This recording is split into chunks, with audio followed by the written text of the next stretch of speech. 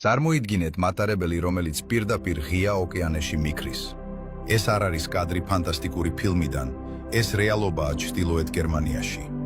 ჩვენ ახლო ვიმყოფებით მარშრუტზე, რომელიც ჰამბურგს კუნძულ ზილდთან აკავშირებს. ეს არის ინჟინერიის ნამდვილი საოცრება, რომელსაც ჰინდენბურგ-დამი ჰქვია.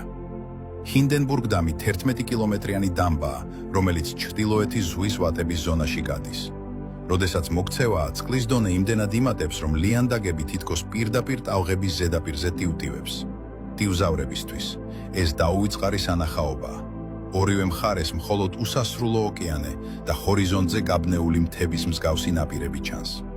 ეს უნიკალური გზა 1927 წელს გაიხსნა და მას შემდეგ ის ერთადერთი სარკინიგზო არტერიაა, რომელიც კუნძულს მატერიკთან აკავშირებს.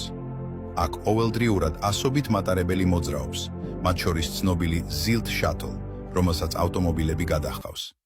მატარებლის ბორბლები წყლიდან მხოლოდ რამდენიმე მეტრშია, რაც სისწრაფისას საოცარ დინამიკას ქმნის. გზად მატარებელი გადის შლეზვიგ-ჰოლშტაინის ნაციონალურ პარკს. ეს ტერიტორია იუნესკოს მსოფლიო მემკვიდრეობის ნაწილია.